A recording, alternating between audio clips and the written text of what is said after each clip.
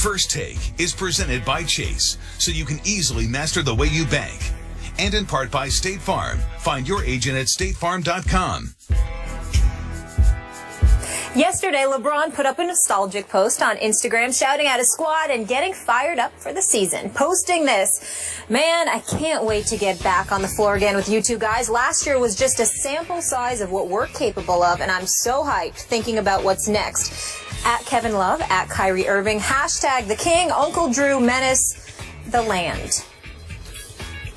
What is he saying here, Stephen A? Well, what he's saying here is that he's trying to win a championship.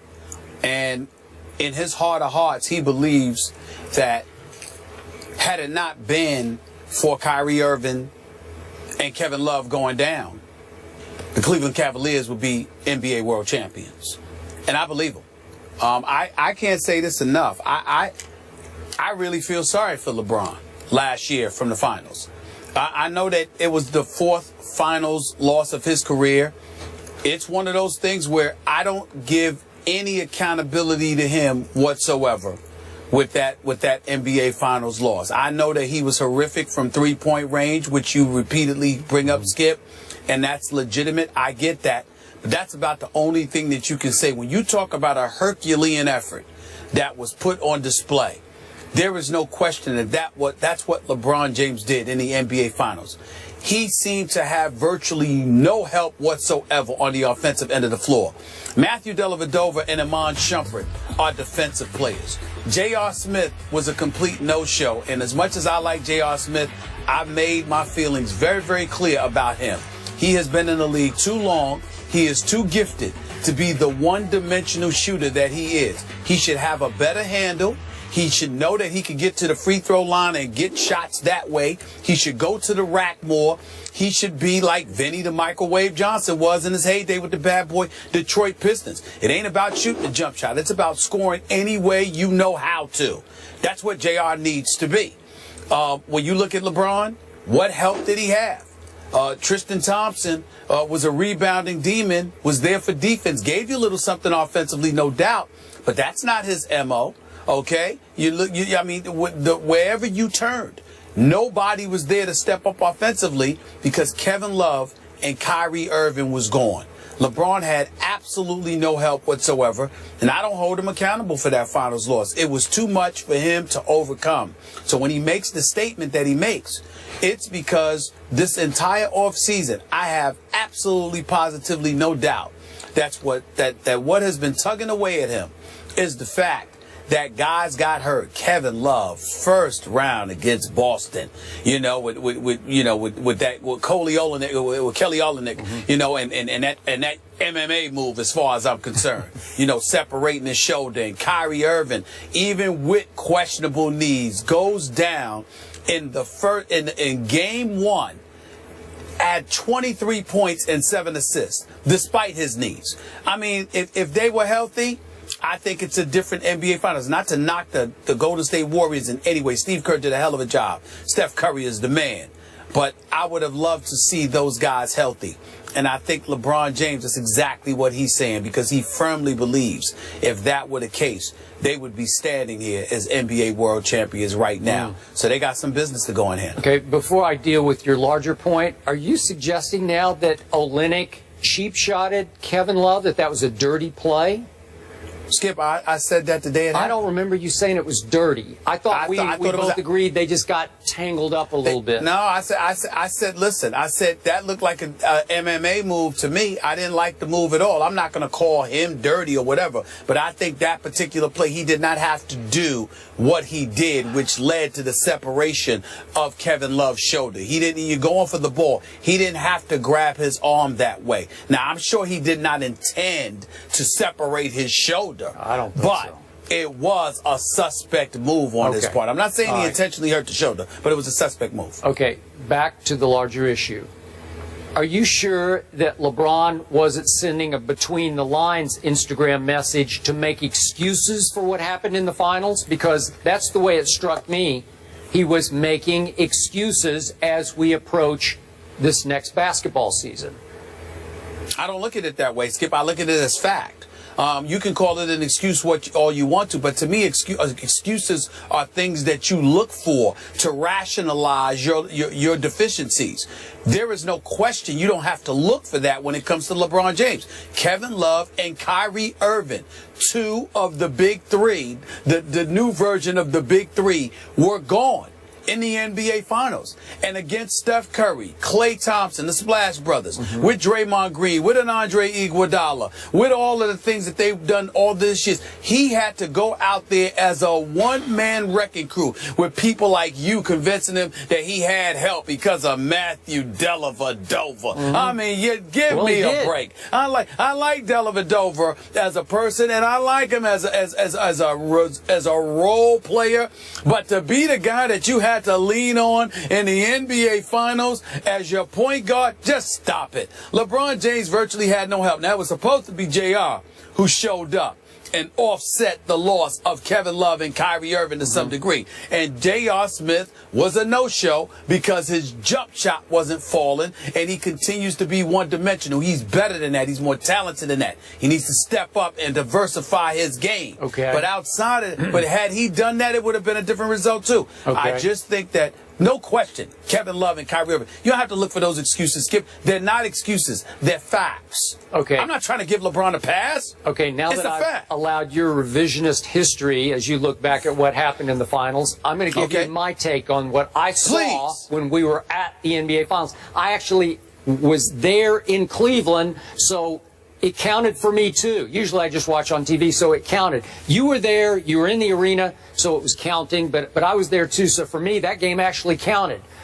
The home team was up 2-1 with another game at home. So the game 4, that fateful, what was it? Seemed like it was a Wednesday or Thursday, middle of the week night. Thursday.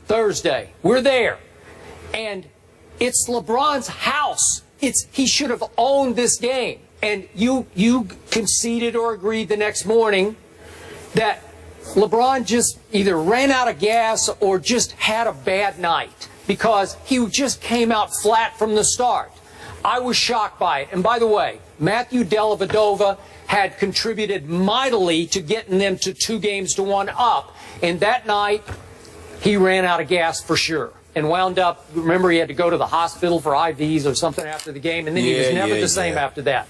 But listen, Tristan Thompson had been showing up. Mozgov had been showing up. I thought Shumpert, to a degree, had been showing up. Obviously, JR had not been showing up. LeBron James had been showing up for the most part and should have showed up that night, because I think you would agree with me. If LeBron gutsed it up in Game 4 and they win and go up 3-1, don't they hang on to that? I think they could figure out a way to get that one home. Literally, come back home and clinch. So to me, I was so disappointed in LeBron James that night that I'm not going to give him the injury excuses of losing Kevin Love and Kyrie because we are now revisionist history. You can't say that because they were in commanding position to virtually close the deal. The best player on the planet in his house. Really? Skip, and you can't do that? You look at it that way. I look at it differently. And again, I'm not trying to make excuses, but unlike you, I'm not comparing him to Michael Jordan either. Here was the situation. Steve Kerr made an adjustment, inserted Andre Iguodala into that starting lineup. Andre Iguodala comes off the bench. He's in the starting lineup. He drops 22. But more importantly, he helped to up the pace, to dictate tempo, because they had surrendered tempo to Cleveland. They had fallen victim to a slower pace of play, which worked to their disadvantage against the size that Tristan Thompson and Mozgov was throwing at them in games 2 and 3. Game 4 comes around. LeBron James is completely and utterly exhausted.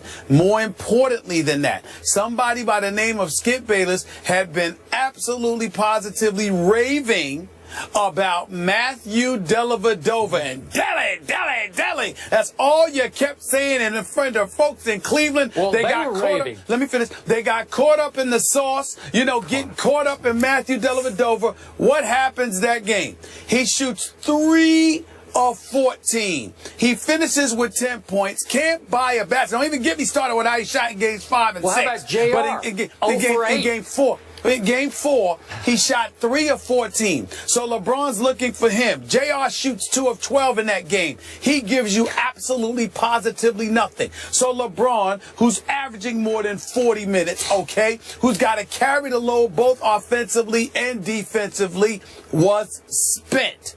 It's that simple. Anybody who watches basketball, who knows basketball, knows what happened. I'm not sitting there. Listen, if LeBron played like garbage, I would be right up here saying he played like garbage. But it was not that simple. You get to a point where you're running up and down the floor against these brothers, these Greyhounds, and you have virtually no help whatsoever on the offensive side of the ball. And inexplicably, I might add, David Blatt, what does he do with Timothy Mozgov? Barely nothing for the rest of the series. Everywhere LeBron turned, he had no help on the offensive side of the ball. And they got blown out in that game, if you remember. It wasn't like it was a close game where he didn't show up. They got ran out of the gym in Cleveland for that game 4 because he had nothing due to fatigue and the rest of them had nothing due to lack of skill. I thought he was the fittest player on the planet as well as being the greatest player on the planet.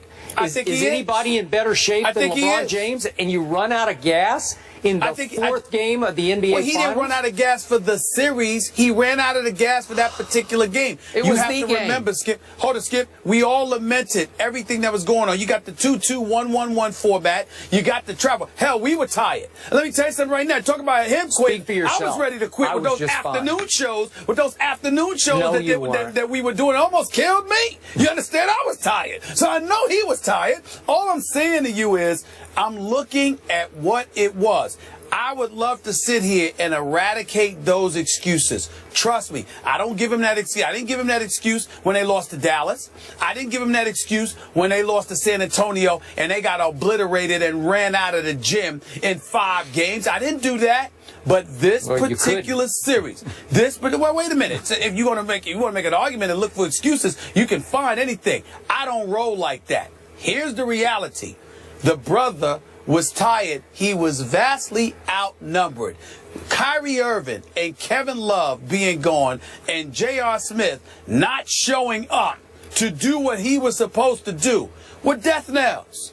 There's no way around that. There's no way around that. I don't even count these finals losses against LeBron. I really don't. I really don't. He had no shot. Okay, maybe he's not the greatest player on the planet. Maybe we're setting his bar too high. If that's the point, then I'm good with it. All right, if that's the point you want to, I'm not going to go that far. I don't see a player in basketball better than him. I know Kevin Durant thinks he is. I think Kevin Durant is number 2, could easily be number 1, but he's got to win a chip before he's ready to claim number 1. And I love me some Kevin Durant. The brother's big time. But at the same time, I'm not going to give him the edge over LeBron, not just yet. But at the same time, look at the mileage. See, you want to ignore all of these things. I'm sitting there saying to you, Skip, I get it. When you were talking about him being scared to go to the free throw line years ago, when you talk about him in pressure and clutch situations, I get all of that. But this is one of those situations, man. Look at the mileage on the body, the games that he's played, all of these years, and do you show up in the finals and Kyrie and Kevin Love go down? Come on, Skip. That's just not fair. It's not fair to ignore that. It really is. Okay. I give up. You're right. He ran out of gas. You should. Poor LeBron. He deserves excuses. Skip concedes. On this one. Okay. On this one, he does. I can't wait to see a healthy, I know, of course, a healthy Cleveland squad here. They're still the clear-cut favorites to win it all, according to Westgate Las Vegas Superbook. The Cavs. I don't agree with that. But guess who's number 2, Even with Skip? them, I don't think they're the favorites to win it all. Guess who's number 2? Your Spurs. Well, as my man just said here, seriously? I mean, the Spurs should be the favorite. I don't think they should be favored ahead of the Spurs. No. Guys, no, I don't believe that. Thank you. No debate. Now we're That's talking. no debate. Just agree. wrapping things up here. See, they're on the same page now. See what I do? All right.